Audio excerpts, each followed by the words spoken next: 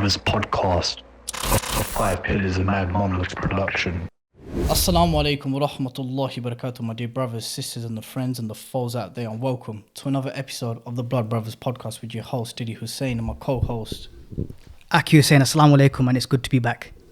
It's a bit of a mad one today because me and Aki are having to share a mic. It's a long story, but we'll be addressing it very shortly, inshallah. Today's guest is a special one. I don't know, man. I don't know how to introduce today's guest. It's a mad one, and it's someone whose name is becoming increasingly known in the UK rap scene. Hailing from East London, it's none other than Frenzo Harami. Yes, my bro. Assalamu alaikum, bro. Walaikum salam. Respect for coming on. My pleasure. Honoured to have you on, B. Thank you. Just don't spray us up after the podcast or anything like that. Oh, we good. Right, listen, to set the mood for today's podcast, yeah, Aki's got some quick fire questions for you. Yeah. We want your absolute honesty, yeah? Hit it, Zui. Right, bro, let's do this, yeah? Nice and easy one to start with. Cheese and onion or salt and vinegar? Salt and vinegar. If there's one place that you could visit again, if someone said to you, look, you're going to go Pakistan, you can only visit one place for one last time, would it be Jhelum or Kashmir? I haven't been to Kashmir, so I'll probably go there. Okay. Right, this one, yeah? N64 or PlayStation 1? N64. Okay, we knew it. Zelda. Yes, no, come on, bro. it's going this way. So Zelda Ocarina of Time or GoldenEye? You know what? I was just about to say GoldenEye previously when I said Zelda, so I'll have to go with Zelda. Yeah. But GoldenEye is up there, I can't lie, bro. Legendary games, It's up isn't there it? still. Legendary, bro. Keenan and Kel or Sister? Keenan and Kel. Come on, bro. Yes, like, yeah. who loves orange soda? Of course. Kel loves orange soda. Right, Al Pacino or Robert De Niro? Al Pacino. Yes, all right, then we know this is a good lineup you did here afterwards, you know. Scarface or Carlito's Way? Scarface. Goodfellas or Casino? Goodfellas. But casino's bad still. Can't Okay. lie. So looking at the drink you got with you now, I think it gives the answer for the next one. Lucozade Orange or Original?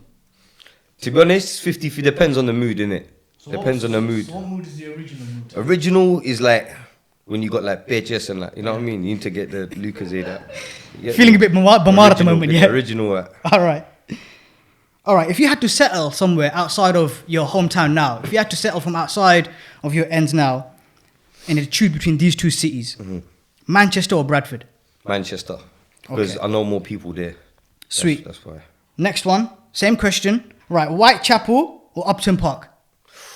Ooh. Okay. Difficult questions, man. Yeah, yeah. Both places are very dear to me, innit? But I'd have to say, because it's closer to home, Upton Park. Okay. Right, so have you tried... Them Bengali listeners are like, listen, friends. Big up the Bengali brothers. Come on, my G's. You don't know, man. Whitechapel gets love all day. All right, next one, yeah? Have you been to India before? Haven't been India, like, well, The country, yeah. yeah, not actually India, but like, I mean, India, Pakistan, you know, like, it's all same But you haven't traveled to the country before, No. Have you traveled to Bangladesh before, the country? No. So if you had to make a choice, if someone said, look, you could travel to one of these two countries, which one would you go to, India or Bangladesh? Probably Bangladesh. Because I Okay. could probably eat more food there. And, Okay, you that's know it, what I mean? yeah. Learn a different language, That's you right, know? that's right. I won't get lynched for eating. That's right, yeah. You can eat beef, then you can get along.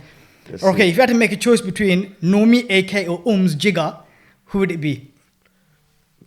I'd say, both hard, man. I can't say, man. I can't say. Pick one, bruv. I know they come as a couple.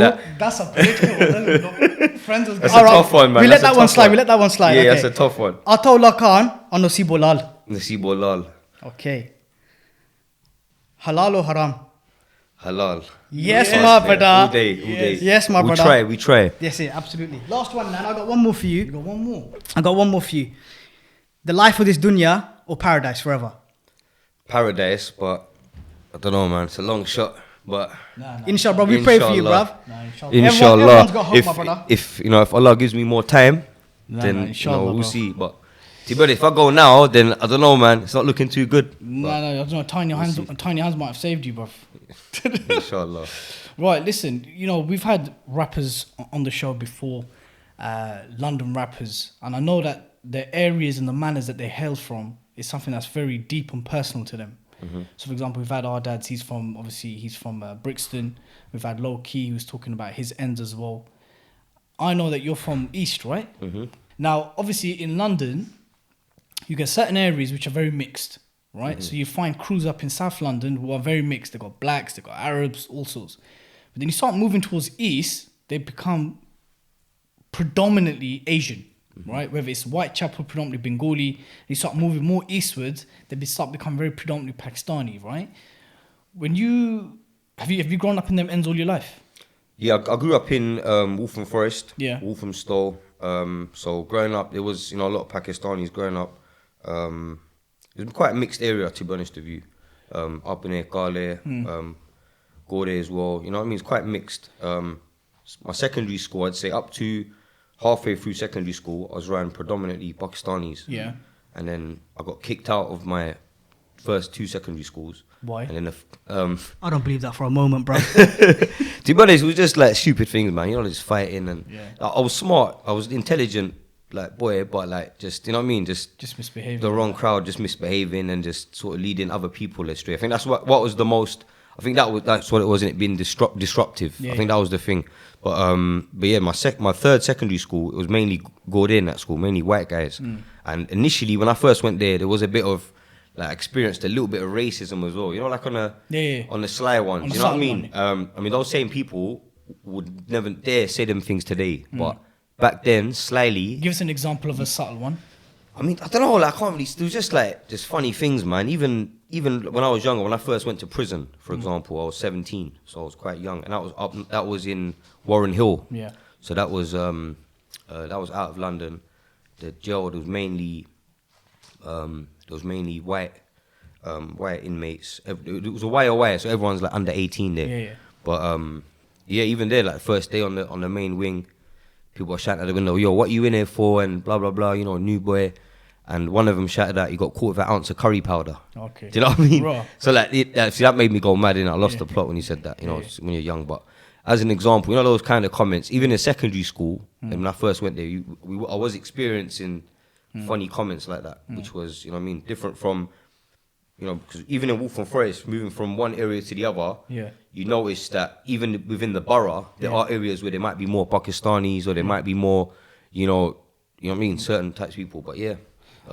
So you went to prison, juvenile, young offenders when you were 17, yeah? Yeah. And you just said there, like, it was like predominantly, there's quite a lot of white inmates there, yeah? Yeah. Were there any Muslims?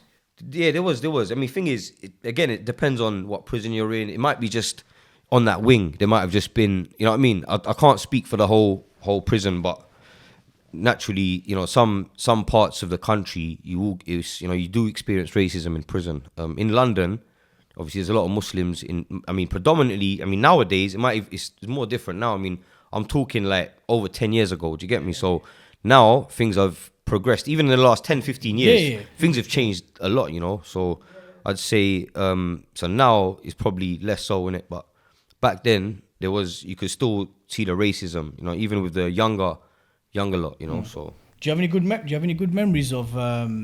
Maybe that's the wrong word. Do you have any memories of good brothers you met inside? I met so many people in prison. I mean, I've been, over the course of my teenage life and into adulthood, I've probably been in prison about 8 times.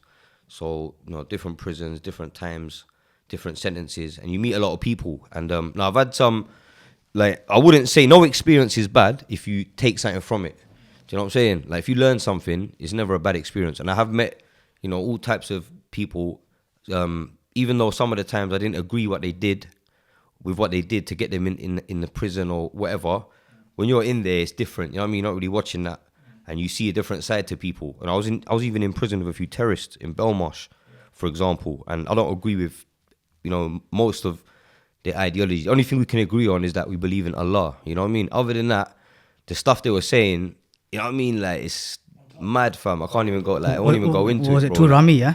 It was different level of Rami. Do you know what I mean? Like, these guys had like 6, 7 black bin bags full of evidence from like MI5 and all sorts of, you know what I mean? So I don't even want to go into that, but like, you know what I mean? The mad thing is, when they're talking about usual stuff, you don't realize that, because they're just normal brothers. I don't know how they. Did any of them say that they were set up? None of them were set up, you know what I mean? Like, they were, none of them were set up, bro. Like, they they got done over. One of them, like, you know what I mean? There was a few on the wing. And obviously, thing is, yeah, the mad thing is, I was in there at this time, yeah, check this, bro. I was in there for a driving offence, yeah? I got about 7 months I got for dangerous driving in Aldgate somewhere. Yeah. And because it was in central London, Belmarsh is like the local prison to the Old Bailey. Yeah. So because I went to Belmarsh, I wasn't in there for a driving offence, bro. I was like category D, yeah? So really, I should have been in an open prison. But obviously, 3.5 months I spent there, yeah? And I was on the same wing as like category A prisoners. So I'm in a 3-person cell because, you know, cat B, C, and D, you're in a 3-man cell. Yeah, you got a toilet there, separate bunk bed, and you got like a single bed, yeah? That's Belmarsh settings, yeah? And right across the landing, literally opposite, you can see who's in the cell, is murderers, terrorists, you know what I mean? Like category A's, you get me? There's another prison inside Belmarsh, which is double cat A, which has got like, you know, the Abu Hamzas and the, you know, the Abu Qatadas or whatever of the universe are in there. But there's a lot of terrorists that were just on Yes, the landing, friends bro. knows about So I'm not gonna lie, bro. You can Some see serious like how, lalus in prison. bro, it's mad. Like it's a madness, bro. Like there's some mad stories. We could be here all day talking about prison stories. One story. Tell us one story about a good brother you met. All right, let me tell you one story now. This was in Belmarsh, yeah? And I'm not going to say the brothers' names, but there was probably about 5-6 of them. There was loads of groups of brothers that were in there for different terror charges or whatever, yeah? And there was one group of brothers, probably about 5-6 of them. And one of the brothers, yeah, I mean, they're all good. Thing is, yeah, I don't want to say they were good brothers because obviously if they were good brothers, they wouldn't be doing, 20, 30 years in prison. But as people, they came across like they were sound brothers, as people, they were just, you know what I mean, bro? Like, you'd forget what they were in there for. Do you get me? Like, they could have been man's, cousin or brother or... Just any local brother. Any normal guys, do you get me? And obviously, when you're talking to them, you forget all that. But I remember one, me, I'm the kind of guy, I chat to everyone, innit? I get along with everyone. No matter what race you are, what your background is, like, where you're from. I'm very, like, you know what I mean? I thrive in a diverse environment, do you get me? So, like, for me, I'm the kind of guy who talks to this person, then I'll be talking to these people, then I'll be talking to, like, all types of people. I mingle with everyone. So, one particular time, I'm with the Akis, yeah? And they were having a chat about, it's Easter time now, innit? So, in Easter, they give you extra, see, even on Eid, they'll give you extra food, innit? Christmas, they give you extra food. It was Easter, so Easter time, they'll give you some extra stuff, innit? Maybe hot cross bun or something, or Easter egg, I don't know, innit? But them times there, when you're in prison and you ain't got much food, you're looking forward to that, innit? Like, that's a blessing. No matter what the occasion is, you just want to eat food, innit? And you don't care what it is, you eat it, innit? And the brothers are talking about how, it's haram for us to accept this extra food because it's given to us for Easter. Do you get me? It's given, like, understand, innit? Like, understand, obviously. But for me, if I tell you my opinion, like, I did agree with, slightly with what they were saying. I can understand, but I didn't see it like that. For me, bro, we're in prison, innit? If they're giving us extra food, You thought man looked to eat. I'm going to take it, innit? So, like, even though, cool, like, I didn't, no comment on that.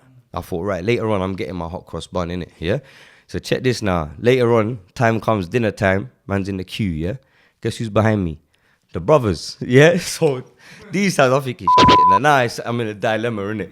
I'm like, shit. So we're queuing up. Friends yeah. is going to be hotted Bro, up now. it's hot, fam. Yeah, man celebrating Easter. Come on, bro. We're coming up to the queue now. And the thing is, one of my brothers was on surgery, innit? So he always used to pattern me extra stuff, and he was on the Easter stuff. So you don't know, he was going to pattern me with a few packs. You get me? So it's come to my turn now. He's looking to throw me a few of them. And the brothers are all looking at me now, innit? So it's awkward. Obviously, you could feel the eyes, innit? So these times, I've not accepted it, innit? I just kept on walking, innit? And just whatever, innit? I'm not gonna lie, I was pissed. Get me? I took my kela and that, went back to my cell, innit? Yeah, and then fucking Did you feel there was, when they explained that ruling to you, that ruling of not taking extra food on the holy days of other people, did it make some sense to you? It did make some sense to me, but I'm not taking it with that intention. Like, it's not like I'm there slaughtering an animal in the name of other than Allah and eating it. You know what I mean? I'm just, you know what I mean? Like, if it was Eid, whatever the occasion was, we'd get extra stuff in it. I'm not doing it. I'm not celebrating Easter or anything. You know what I mean? But yeah. Later on, check this now though, bro. Going back to myself, you've eaten my food. At the time it was association, which is like the hour you have to just chill and just use the phone, whatever. So I'm sitting in my cell, just eating my food. The brother knocks on the door, and no, he's come inside. This is one of the main brothers that I was talking about this year. He's come in with like loads. I'll never forget this year. He had loads of fruit and other bits and bobs, and he had a bag of the club chocolates, the orange clubs. He had about 4 or 5 of them, and so I'm not gonna lie. At the time, I hadn't had that for a while, innit? So I thought, yeah, right, club. But he came through. He was like, yes, brother. Like, I'm very proud of you, brother. Like, for not taking that Easter, bag. Yeah, man. So like, I'm not gonna lie. It did kind of touch me when the brother came in, but I thought like, right, is he trying to groom me now? Like, is he trying to what I mean? What's going on here? But that's what I'm saying. So in a way, I was like, it was touching. I can't lie, but it's one of those things, isn't it, my bro? Like, not taking, like, was I right not to take the Easter? I think in a way, it's like. Yeah. Yeah, but my intentions, like I said, it's all about your intentions. So like, even in my intentions, for me, it's just hot cross bun, innit? It's like Percy Ingle, whatever. I'm surprised they didn't turn around and say because it's a hot cross bun. That's even not. Yeah. What? They might have said that. I can't. They probably said that. This is a Jesus bun. You can't be eating this. You can't be eating that. Yeah, probably. What's the longest stretch you've done? The longest time I've done at one time inside prison, I think I got altogether I got 3 years. So I did like a year and a half behind the door at one time. That's the longest. Thankfully, I ain't done any longer than that. Even like, bro, I've done loads of small sentences like 2 months, 4 months, 6 months. Like, even they are the most annoying ones because it's like you're just in limbo. You're just clock watching, innit? Like, if you got a long sentence, you come to terms with it. You go to a prison which accommodates you. You can do a course or start getting gym. You know what I mean? But when you're just sitting in, like Belmarsh or Pentonville for 6 months, where you can't go gym, it's all full. There's no jobs available. It's just you're just waiting to get released. You know what I mean, bro? So you don't really benefit from it. You know what I mean? So when was your last stretch? When's the last time you went to prison? It's been 2 years now. That was for driving. Inshallah, it's the last time. Yeah, inshallah. And how long was that stretch? That was like 4 months as well. That was 4 months. So you've done a lot of these small stretches, yeah? Yeah, loads of little annoying ones, man. As you get older, it's just like it's a waste man thing, bro. I'll be honest with you. As you get older, you start realizing like what am I doing, bro? Like, it gets worse each time. It doesn't get any easier. When you're first, nowadays, youths are probably excited to go to prison, meet their friends. You know what I mean? All that, whatever. But wait, when you get older, it's just like it's long, man. You dislike it? Yes, it's not the life, man.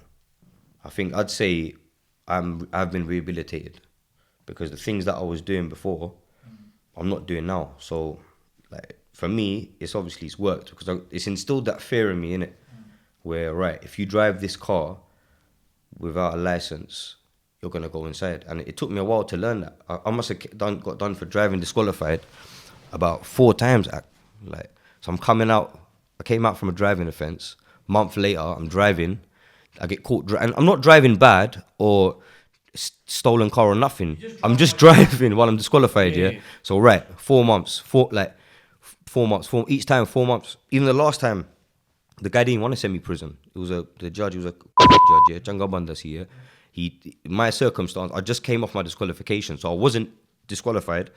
I had my provisional, but I was disqualified until I passed my test. So technically, I was still disqualified. So I got caught driving again. This is after 2 years of being good. I got caught driving. I'm like, so even though I was good, I made a mistake. I got in the driver's seat for literally 5 minutes. I think my mate was eating chips. It was something so stupid. He said, look, can you drive for 5 minutes? I got in the car thinking, right, I got a provisional. Worst case, I'm not disqualified. I got stopped, got taken to court a week later. And the guy said to me, he said, look, I don't want to send you to prison, but because the precedent has been set, I have to go with what the other judges have done, and they all gave you 4 months. So, whenever you went into a car, yeah, and knowing that you're disqualified or you're banned, and that there was upon taking the driver's seat, did you think about prison?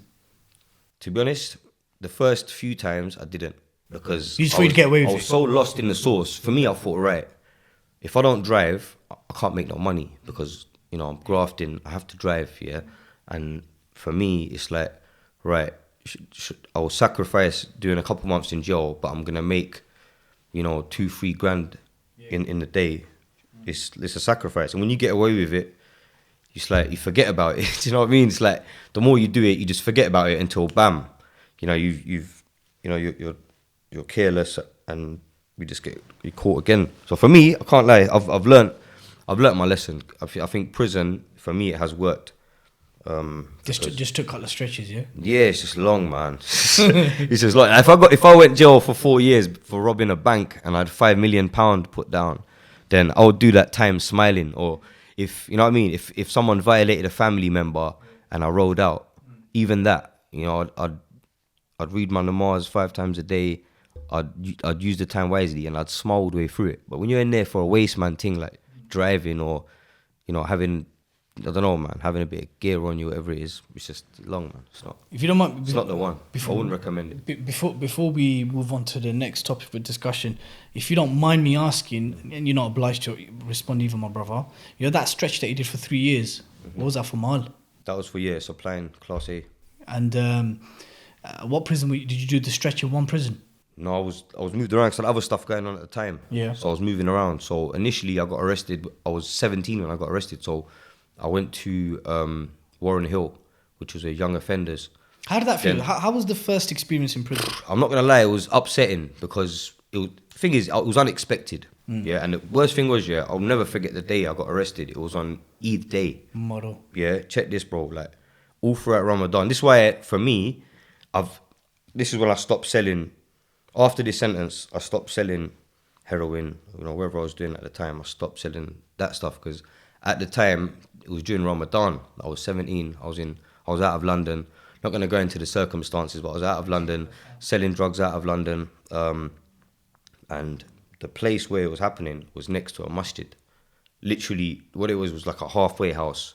So all the junkies and people that just come out of prison, they've got a room in this building. Yeah. So literally on the other side of the wall from where all this stuff was happening, there's people praying. Literally next door, bro. Like this building was attached next to the masjid. So even while it was happening, I can't lie to you, it was, for me, I did feel a way. I can't lie. I did feel a way while it was happening. It was weird. But like I said, you forget about it. You block it out. The day I got arrested, I remember there was an undercover police officer sitting on the wall where the masjid is. And it was Eid day. So this was the time, it was Eid prayers. So there's loads of brothers going into the masjid. And I reckon someone pointed them out to me. Look, that's an undercover a few days ago. And I thought, he's full of shit. But then I see him outside the film. I thought, no, he's definitely waiting for me. So he's looking at me. So I've kind of blended in with the brothers and walked towards the masjid. And right outside, there's like a couple of toilets when there's a place where guys do wuzu outside, yeah. So I've sort of diverted in there for like a minute and just sort of stood there. And all these brothers are going in to pray. And I'm just there hiding from this undercover, like literally inside the masjid, more or less, yeah. And come back out a minute later, the guy's gone. So I've gone back inside. 5 minutes later, police come in. And the rest is history, bro. But that was literally on Eid day. So man, you couldn't make it up. Yeah. You get me? And if you don't mind me asking, B, how was your mother's response and reaction the first time you got lifted? I think that's what upset me the most, you know, bro. Like, cause you know what I mean. Like, when you're in the life, you expect this is the kind of thing you expect in it. It's the risk in it, and you accept that in it. So you accept the consequences. But for me, when I actually got sentenced, I got arrested. I was in prison for a week, and then when I went back to court, my dad, at the time, you know, his business was doing well, alhamdulillah. So he was able to come up there and bail me out. So I think he put up like 10 grand or something, yeah, as a surety to get me bail. Because otherwise, they don't let you out for these charges. They'll keep you up there for 6 months, take you court, and then that's it. So fortunately, I was able to have 6 months, even though I was on tag and all this stuff. It was a bit annoying, you know what I mean? But it was better than prison. So 6 months, I was on bail at my mum's, whatever, keeping my nose clean. But then 6 months later, I went back to court with my mum and dad.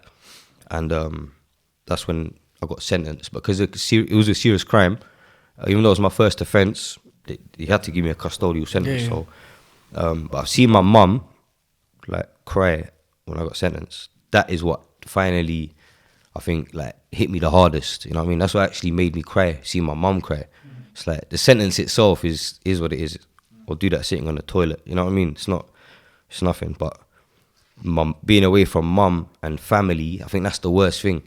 So I mean, there's other brothers in jail who lose people while they're in prison. You know what I mean? They lose relatives and family members all the time. It's happening, you know. So yeah, man. You know, we have brothers that we've grown up with. They've been in and out of prison, you know, still 15, 16, 17. You know, one of my day ones, Maj, he's been in and out of prison. You know, soon home, inshallah. Been in and out. There's other brothers that we've grown up with in and out of prison, right? Mm-hmm. And you know, one of the theories is that brothers become desensitized to prison. Yeah. So you know, you've just said that you've been rehabilitated. You're never going to jump into a car. That have you met guys who have just literally just become desensitized to prison? It's not a thing for them. I have. Thing is, I think that's with everyone. You do. This is why people end up going back, because you know what I mean. You do become desensitized to it. I've got friends that have got kids, for example, and like family members need to look after, stuff like that. And as they get older, it's like your parents start getting older. You know what I mean? And you have more, like I said, you have more responsibility. So it does hit harder. You know what I mean? My boy done 9 years for kidnapping. He came out, you know, started, you know, working, everything. Made one mistake a year down the line, and back inside now. He's been in there 2 years. He's had to do the whole time, and for one mistake. And while he was out, he also had, you know, two kids on the way.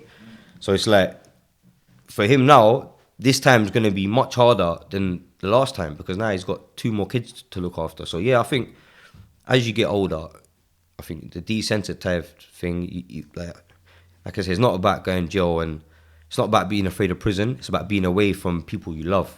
I think that's the main thing.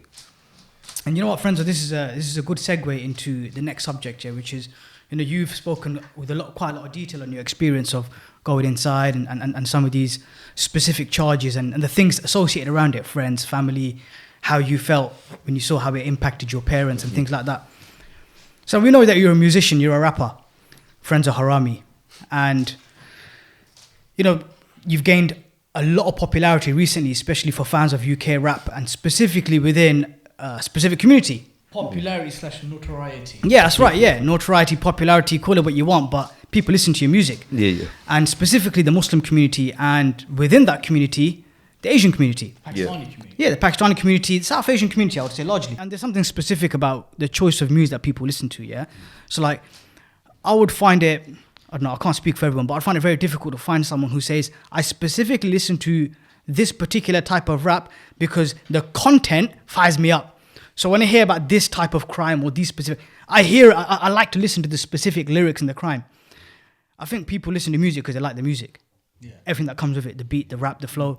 Yeah. And if the bars work with what's being said, then people will listen to it. And I guess my question to you, Frenzo, bruv, is this shift to music, when did it start, and why specifically your style of rap? And when I say your style of rap, let me expand on that a little bit. We know that people in rap, they will talk about their experiences growing up, difficulties and challenges they've had, dealing drugs, violence, crime, gangs, women, all of these things.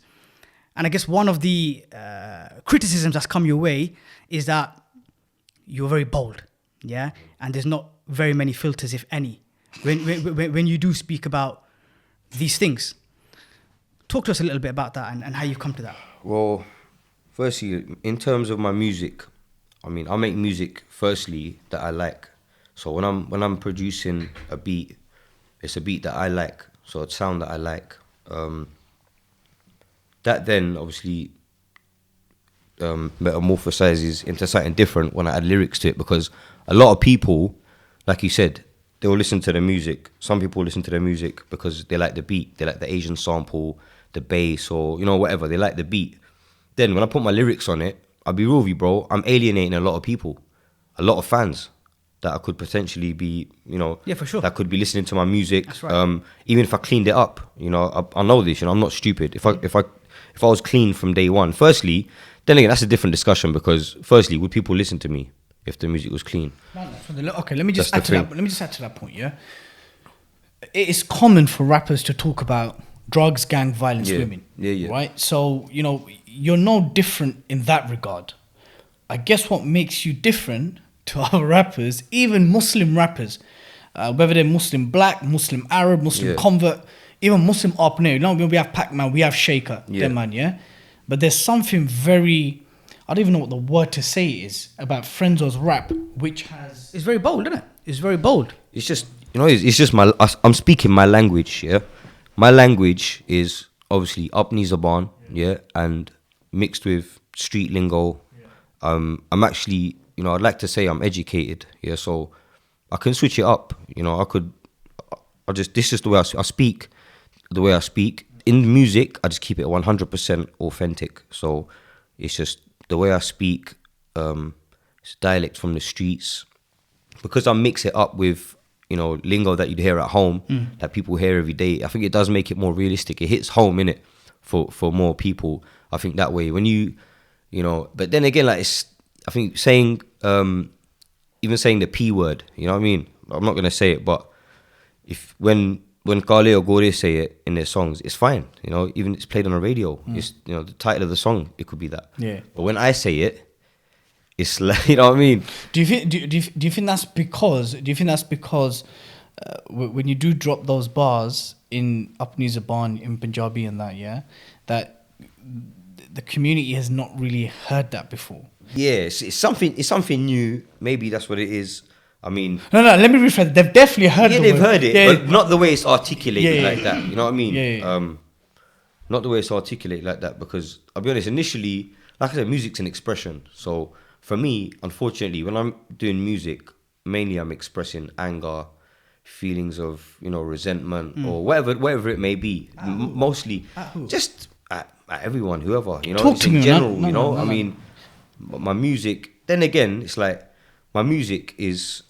I think my rap, sorry, should I say, is I'm a storyteller. Yeah. In my music, so for me, I'm telling stories of my experiences, mainly bad experiences. So some good ones, but mainly relevant experiences or things that I've seen.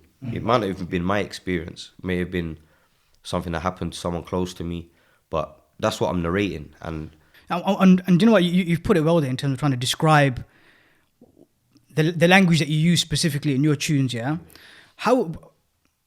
What would your response be to the criticism that comes specifically from the Muslim community when it comes to this raw style that you bring? Because there's other tunes that we'll talk about, like Dilly mentioned, crime, drugs, gangs, violence, all these things, women. But because yours is so raw, there's no barriers. And what's your response to that? How does it make you feel? What do you think when you hear that? Because like you said, you're not stupid. You anticipated that. Yeah. The thing is, I like to say, firstly, I don't feel like I glamorize any of this stuff. I can't see anywhere in my music, apart from when I'm talking about how much money I might have made or whatever I might have done.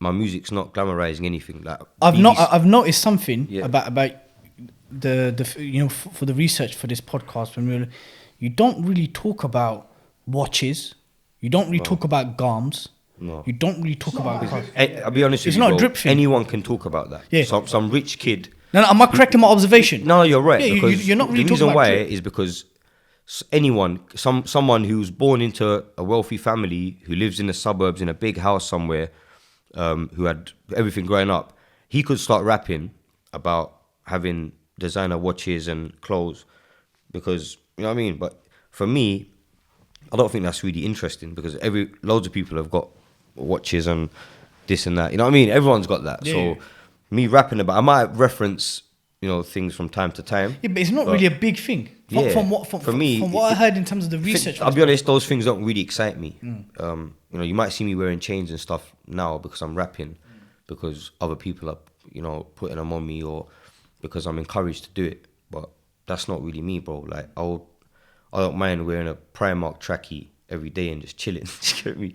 That's me. Like me wearing all this. Even in my videos, bro, I don't spend money on clothes. There might be one or two videos where I thought, you know what, let me spend a bit of money. I remember there's one video where I mentioned, check this, bro, yeah, I've mentioned the word Ferragamo just once in the video, yeah, and because of that I thought, you know what, let me go and buy a Ferragamo outfit. I've never wore Ferragamo in my life. I'll be real with you. I just wrote a lyric. I thought, you know what, let me just go and buy the outfit. And I'll be honest with you, bro, I spent 2-3 grand on an outfit that you don't even notice in the video, because you don't even know where it's from.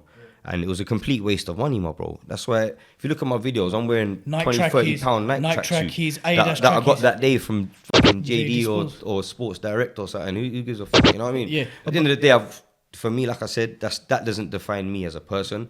Back to you were Nothing- saying glamorizing. You don't glamorize it. I don't glamorize it. I mean, rather than have 30 on my neck, I'd rather have 30 deposit on a house. You know what I mean? That's another topic of discussion, whether that's halal or haram. But I would rather invest my money somewhere else. But like I said, because of the image, because I'm representing a whole community, as well as myself, it's like you do feel pressured. There's an expectation. Yeah, there is. There's a huge expectation. But like I said, I don't really watch none of that. For me, the person with the most money, it hasn't got flashy jewels or anything. You wouldn't even know that he's got money. He's probably wearing a potato sack on the train too. He's serious. Like, real ballers are tight. You know what I mean? When they have money, they're tight, man. So, friends, I wanted to make reference to some of your tunes where it's been very different, where you've shown another side of yourself. Yeah, where you've maybe spoken, again, similarly about your life experiences, but a different side of Frenzo, less so the Harami side, maybe more of the God-conscious side, the side that's maybe thought about wrong steps that you've made or mistakes and stuff like that. So in your album, Jabia Boys, you have a tune called Haram Life. Mm-hmm. And it actually starts with, you say, Frenzo Harami living that haram life, and you say, Astaghfirullah. Yeah. And the first thing you say is, I ain't prayed in a long time, brother, trust me. I remember days when I was gripping on Dusty. Yeah? That's the first song I released. I think, and I think that's the first tune on the album. Yeah. And in that tune, you continue, you make references to other things as well. And you say, trap for Ummi, she don't want shit from me. She tells me she doesn't want my haram money. Yeah. I touch my ears when I make tawbah. It's been 5 years since I kept a rosa, yeah? So you made reference, so you specifically chose to write about these things in this tune. Yeah. Talk us through your thought process when you're writing these things and what it means to you. Yeah. Let me add to that, friend, because if it didn't mean nothing to you, you wouldn't have mentioned those things. No, there was a reason why that was the first song and not Jarbian Boys, which was like the main song that kind of blew up here. The reason why I released that first was that was the intro. That actually was the first song, because before I've even started rapping, I said Astaghfirullah. Even, bro, I'll be honest with you, even down to the name Harami, like, I know how it's not good, but the thing is, people make it worse because of, like, they twist. For me, I meant Harami in a different way. What did you mean? What way did you? I meant Harami in terms of, like, like Rami, like Ramni. like in a slang Ramni. term, not like in terms of like a bastard, like I haven't got a dad, because that could be one meaning, but I mean it in a way where, like, like a savage. Yeah. He's a Rami, Bro, like Rami Jana, you know what I mean? I've dropped it on podcast before. I've called something what I about mean. bro, stop being a Ramni, yeah? That's it. what I mean. Yeah. I meant it in that way, but again, But not an endorser of a haram life. yeah, per se. that's why even now I've taken that off. I've dropped the Harami off on Spotify and Apple Music and other platforms. It's just Frenzo now. So I don't use the Harami on there. Inshallah, soon I'll drop it out completely off my actual. The reason why is because I do want to make more meaningful songs, bro. And it's difficult making meaningful songs if your name's Harami. Do you know what I mean, bro? Like, it's, you know what I mean? I've done the Harami stuff. I'm not saying I'm gonna stop doing the Harami stuff, because again, that's been my life. You know what I mean, bro? Like, I'm just sharing my experiences, yeah. But in terms of, I do want to start making it more friendly. And the main reason is, again, going back to the fact that I don't want to influence any young up in here to go down the wrong path. I'm not trying to do that. I'll be real with you. I've never tried to do that. I'm trying to, this is not the life you want to live. Do you know what I mean? So Frenzo Harami is actually, when it comes to endorsing, is anti-Harami life. yeah, I'm not. Yeah, it's just a narration of my life. But yeah, in terms of the Haram Life song, going back to that, for me, that song does mean a lot, because that, in terms of as an intro, I think, to be honest, even a lot of people, that's probably their favorite song, because it's, a lot of people have said that to me, because they can hear the realness. There's no bravado at all. As things progress naturally, you get lost in the dunya, bro, innit? You get lost in the source.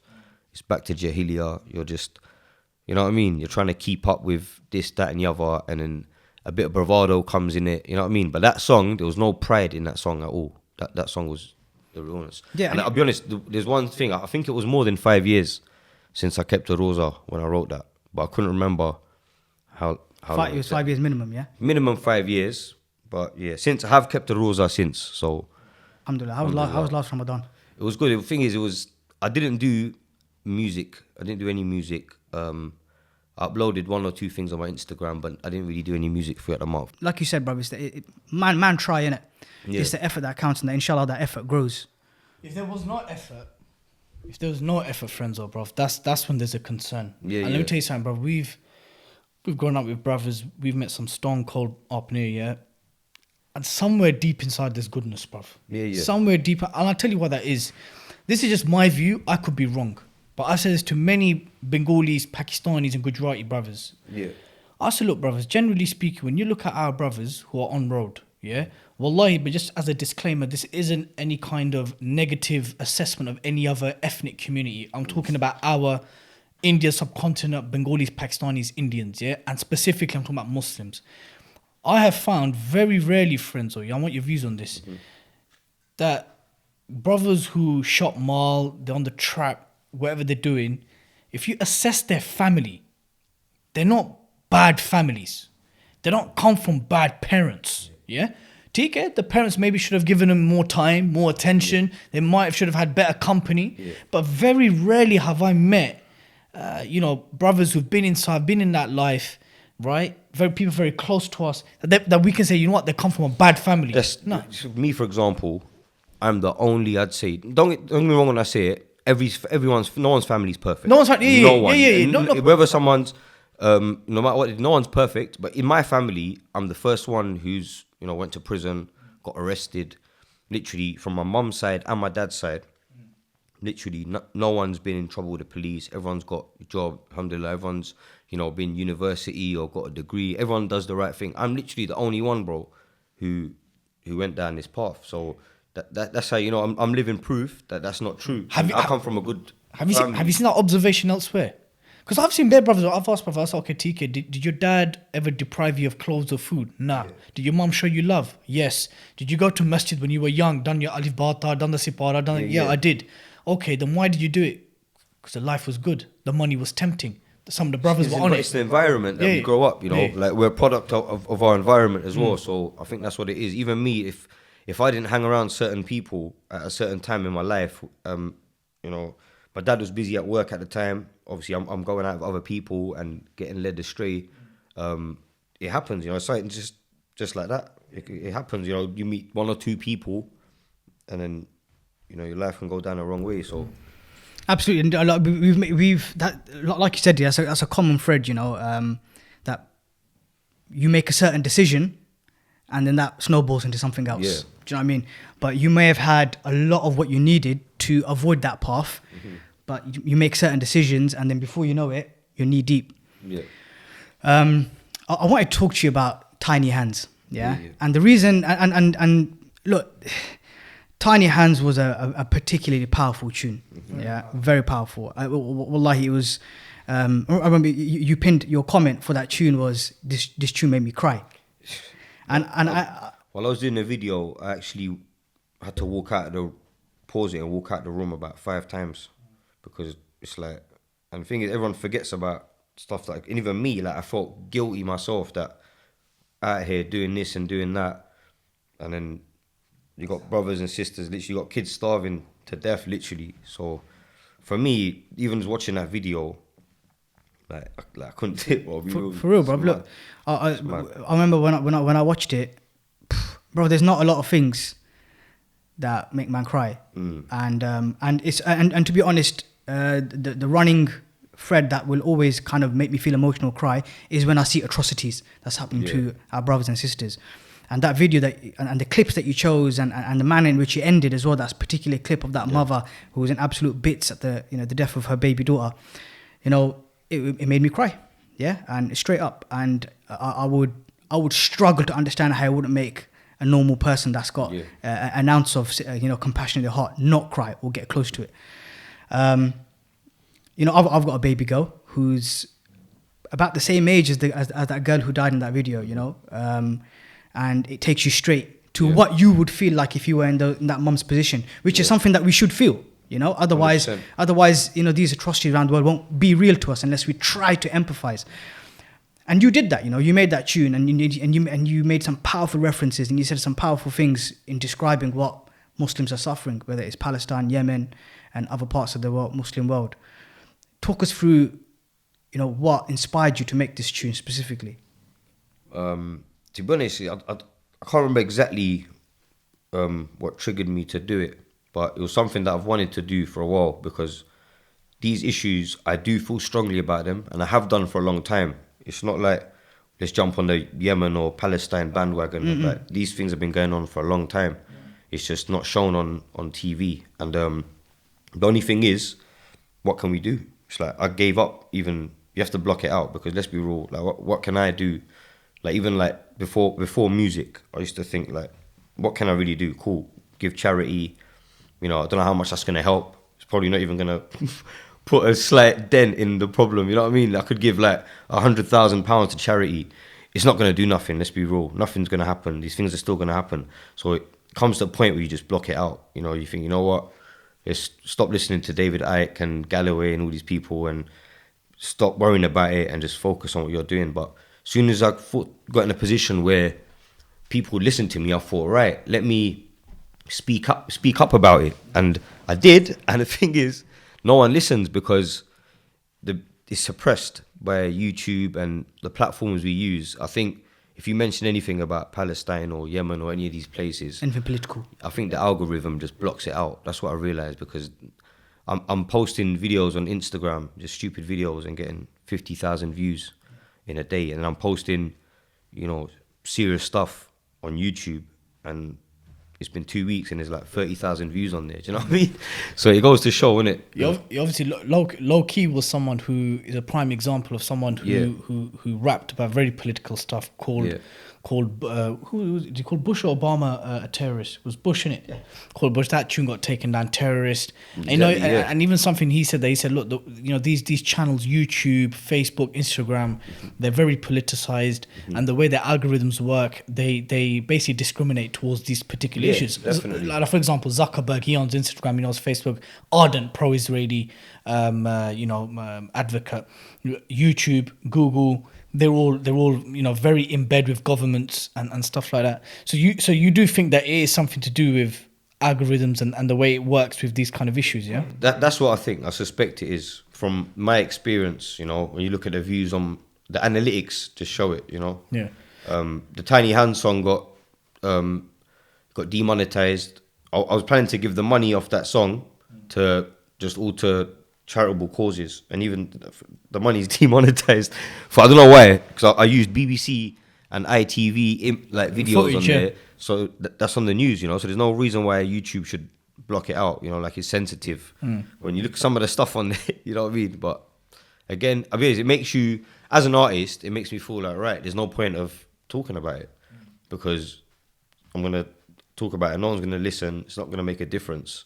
So it actually encourages me to do more haram stuff. No, don't do that, brother. Like you know what I mean? But you know, You don't know, but those 30,000 views compared to the 100,000 or the million that you've hit, brother, may have more. Yeah. And to be honest, that's what's important to me. You know, I'm not watching the views. For me as an artist, I've never watched the views. Even with the people I've collaborated with, it's been for a reason. It's either people that I know, or you know, it's always been natural. Nothing's been forced. So for me, I'll continue to make music that is important to me. I don't make music for any specific type of people. You know, I do try and make it relatable. I try and make music for everyone, but ultimately I make it for myself. And you know, Frenzo, bruv, you know, this struggle that Muslim artists specifically that have in terms of which direction they want their music to go. You know, you try to do the right thing, you try to do something to contribute towards a good cause. Yemen, Palestine, atrocities that Muslims are suffering. And you see the way that it's handled, demonetized, locked off, barriers. And like you said, it makes you think, you know what, I might as well go back to what I'm good at. Might as well go back to what people are listening to clearly. Exactly. You know what I mean? This is getting million views, this is getting hundreds of thousands of views, this is getting, you know, stories on Insta, blah, blah, blah, blowing up. But Gali thing I told the Jallo, you know, that stuff gets millions of views. But That's it, actual bro. serious issues, I mean, no one wants to listen to that. Even our own people, man. No one. It's not even about YouTube and Israel and Zionism. This Yeah. is our own people. Like, no one But really what's- cares. yeah, You know, yeah, good. And they're you the know ones what, that yeah. are writing the troll comments underneath. You know, there was even troll comments on the Tiny Hands video. There was, Imagine that. I had you to know. delete them myself. I have to go through them, and There was, it's just you know. a full-time job, isn't it? There was. I read a comment. Someone said, I used to curse Frenzo, and then how he's made this tune is a changabanda. Yeah. So But even that, just because I made a song about Yemen doesn't mean I'm a Changamanda. I'm striving. yeah, I strive to that's be right. one. That's right. That's but it. again, like, that's not enough. You know Yeah. what I mean? I need to do more. We all need to do more. Like, I'll be real with you. Alhamdulillah, bro. No, you're spot on. I And mean, you I know- give to charity and stuff. Again, it's not things that we speak of, innit? So I'm not going to be highlighting the fact that, I gave this much to charity or I done this. That's between me and Allah. Absolutely. And the people that benefit from it. That's the most important thing. But yeah, all I'd say is, on that issue, talking about it, it's always good to keep talking about it. And I will keep talking about it. But like I said, it just, hopefully it gets, it got half the reception that the other stuff got. Yeah, look, me and Dilly meeting you today, bro. Alhamdulillah, we have observed a lot of good qualities. No, I appreciate that. Thank you. Fantastic qualities, and we pray Allah Azza wa Jal increases and amplifies that for you, because at the end of the day, bro, however many years or days we are in this world, the one that's forever after we die is the one that we invest in. And things like Tiny Hands and you speaking the truth, no matter how many barriers people put in front of you to try and block how far it goes, it'll be recognized, it's heard, and most important thing, Allah sees your efforts for those things. Yeah. You know what I mean? Definitely. And I just want to reference Omar Isa, because we had Omar Isa on, our brother Omar Isa. Yeah. Yeah. And he spoke about the same thing, the struggles that he's had, because obviously he follows the opinion that traditional music is forbidden, and it has yeah, exactly, and the only type of music that's permissible is vocal and duff based, and he said himself, he goes, look, bro, sometimes I see the reception and the attention that I get for my nasheed and halal music, and I think to myself, if I want to like this, I can go back to making music that I want or I desire, and I'll get these record labels, these views, this much P and stuff like that. That's what I'm saying. And this is a brother who places himself as a God-fearing Muslim who's trying to strive to be the best type of Muslim, and he gets that same whispers from Shaitan. Do you see about, oh, man, want to switch? My career can go this way if I do the. Do you know what I'm saying? Yeah. And all we say to you, bruv, is that struggle. We can't make promises. That's going to continue. Yeah. You're in that line of work. You're you're a rapper, and you're gonna have those challenges continuously. But our advice to you, bruv, is we know that there are people that are noticing the good work that you're doing, and we know that the good work that you're trying to do continuously is being noticed as well. And we hope, inshallah, that you carry on doing that, bruv. Yeah, inshallah, no, definitely. I'll say another thing, my brother, we said this to our dads as well, and obviously, but we framed it a bit differently, because obviously odds comes from a different manner, which is demographically made up different, whereas you come from a manner which is very, very much similar, identical to ours, and brotherhood, brotherhood, is something that's very Islamic brotherhood anyway, something very unique and special. Like, Frenzo can be the biggest harami you can get, right? And we know about the story of the man from Bani Israel who killed, was it 99 man? Yeah. 99 man, he killed, I think, the 100th man, and then while he was on the way out, Allah forgave him. Bruv, there's many stories about the prostitute who gave the dog water. Various stories we know that Allah's mercy and forgiveness is far greater than his wrath and punishment, And I knew it. I knew that Frenzo Harami's got some Frenzo Halali inside him as well, So obviously we want for you what we want for ourselves, and that's goodness and paradise. So when, inshallah, if we ever get taken to paradise, we can see Frenzo, and he can rap all the way he wants, brother, in Jannah, inshallah, you get me. But one last tune I want to cite was that after Tiny Hands came prayer. What inspired that tune? That song was growing up, really, the way, we were raised, the way I was raised. Because you dropped Sipara, I live birthday, Yeah. you brought back memories of mosque. Yeah, it's real stuff, because what it was, people must think that I come from some, proper, Baghdad background, protected family. I don't know what people must think, but that's not a representation of my upbringing. Do you get me? Like, was raised the right ways, was taught to do the right things. It's our own decisions that lead us down the wrong path. We can't blame no one for that. So for me, what made me initially want to start doing that was when you start getting comments like, oh, you know, his mum's probably this or his dad's probably that. You know what I mean? And it's like, my mum's the most God-fearing woman, alhamdulillah. Like, you know what I mean? She's, you know, amazing. May Allah preserve her. It's not, for me, I'm not really representing her the right way. Even though no one knows her, for me, it's, you know what I mean? So I think for me, that was the main spark to make me start doing more positive tunes, you know. Shine some more light on that side of you. That's it, yeah. Just show a different side. But that goes back to what I said earlier, because obviously, so you made Preb to basically kind of show that, look, man, don't come from the Bagherdi family. Show their families, yeah. Broken yard, mum or dad. Again, like, I can't say. Having said that, it's like, again, no one's like, No everyone has family's issues perfect. going up, even with like my parents and stuff, you know. And you know, in the family, everyone has Standard. issues. Every family has And, dramas, bro. Yeah, like, so in some way or the other, like, you know, there's always things that are broken, but I had, you know, Fundamentals. alhamdulillah, like, mashallah, good upbringing. Did you ever starve? Never. You had clothes in your I had back. clothes, never Your roof starved. was never leaking. That's it. That's it. You know what I mean? So what sociologists? Had an action man. You had you an know what action I man, mean? but we had Power Ranger. That's it, you know. Yeah? That's what I'm saying, bro. Did you watch Power Ranger? Yeah. Who was your come favorite on, Power bro. Ranger? Yeah, I think I'd say Leonardo is my favorite. That's 'Cause of the game, 'cause of the That's game, Teenage I'm- Mutant Ninja Turtle. You're talking about Teenage... Ninja Power Ranger. Power Ranger. Sorry, I got confused there. My bad. Which colour? I'd say red. Jason. Red Power Ranger. Jason. You know, I'm thinking Ninja Turtles. You know, it's like you're bringing back next memories. You know, man's thinking Ninja Turtles. You're talking Power Rangers. That's how you know. But what about Biker Mice from Mars? Boy, that was mad as well. Them old school. Yeah. They're gonna bring all that stuff back now, innit? That's what they're doing. Yeah, so I think the point I was trying to make is that, look, you know, sociologists and criminologists who study crime and delinquency, and they look at certain areas which are socioeconomically deprived and stuff like this, they look at family.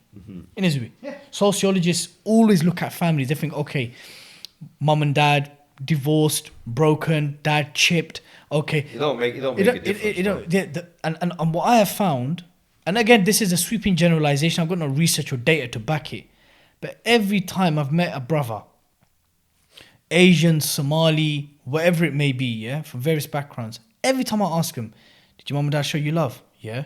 Did you ever starve? Never. Were you ever made to think that you were poor and you were deprived? Never. How come you got involved in this life? It was nearly always environment, your own decision, and company. Always. Yeah. So I think it's actually very important what you did with prayer, that man realized, okay, friends, I don't come from that background. Because there's a huge assumption that people compare that if you're in that game or you find that life, then it's a reflection of the family that you come from. And that's not true. That's not true. At all. Friends of my brother, it was an absolute pleasure having you on. Thanks for having me on. Did you enjoy that? I did know it was good, very good. Enjoyed chatting to you, bro. No, it was an honor, bruv. But the podcast isn't done yet. No, it isn't, bruv. Yeah, look, I'll just extend that as well. You know, it was a real pleasure. We really enjoyed having you on, bruv. We've been looking forward to having you on the podcast. And yeah, we just thoroughly enjoyed it, bruv. But this is our tradition on the Blood Brother podcast, is to wrap things up. We offer our guests a challenge, yeah, if you like, an ultimatum. And we've switched it up a little bit, yeah. So, are you aware of this? I'm not. I'm actually. Okay, you know what, that's yeah? blessed. Go on. Okay, that's cool. Yeah, go on. So we give you an option of 3 things that you'd like to do, yeah? Yeah. So here it is, yeah? And this the reason why the way this is inspired, I'd like to give him some background. It's inspired from Islamic traditions in war, yeah? Okay. Where Not that we're at war with you. no, Okay. it's love, it's pure love. But Yeah. the idea is inspired from there, where the Muslim generals, they would say to the army that they were going to fight, they would give them 3 ultimatums: become Muslim, pay tax, or fight. Yeah. So ours is obviously a lot more mild than that, yeah? Yeah. So the options is this: arm wrestle, barn, or a teaspoon of this thing here, Mr. Naga. Mr. Naga. Have you heard of Mr. Naga? I know about Mr. Naga still, man. Have you yammed it before? That's the Bengali special, that one, That's innit? it, yeah, I that's know about the- that one. It's a Spice Hut special, that one there. So that's it. So what? Come on, yeah, you know about that. What's your choice, my brother? You know what, yeah? I'd say, let's just do the Naga thing, innit? Yeah? Yeah, let's go for it. Oh, my Because brother. I've seen people do this, innit? Yeah. No, I don't know if obviously with chilies in that. So let's try this one. So this is like naga and achar mixed. Yeah. So it's still Rami business. Yeah. Come, let's do but this, but you man. should be able to handle this nicely. Dewey's gonna feel it in the morning. It bro. is, but you got Lucas. You got the purchase. Lucas, that's gonna make it worse, bro. You got the purchase antidote there, bro. Is it up? Oh, is that what your man doing to me? Yeah. Yeah, here we go, Right. bro. Don't be doing a fast one, but chew that thing, yeah. Nice. Yeah. Better on the kebab though. Yeah, it would be. Better on the kebab. Friends of my brother, it's an honor having you on, and you shared various lessons for the youth to listen to. Yeah. And it's obviously important for our listeners and our viewers because sometimes, obviously, we generally. Pardon me. That is cool. Obviously, we have a. Oh, that thing fucked me up, you know. Oh. Okay, so. I've got the hiccups now. Don't go. TK. Bro, you're welcome some pan afterwards as well. If you want. We're gonna watch that with some pan. Some rasmalai or something. Have You got any yogurt? You got any yogurt? Yeah, we got Bro, yogurt. we patting you something cool Yeah, there. give me some yogurt. Brothers and sisters, listen. I'm dying. Whilst Frenzo passes out from the Naga, I hope you all enjoyed the podcast. Share this video, like the video, subscribe to the 5 Pillars YouTube channel, and until next time, Assalamu alaikum. Assalamu alaikum wa rahmatullahi wa barakatuh. Lalu, do you want something cold, yeah? Yeah, Bro, let's leave. Dodo sign. Pat me up. Blood Brothers Podcast. 5 Pillars of Mad Monolith Production.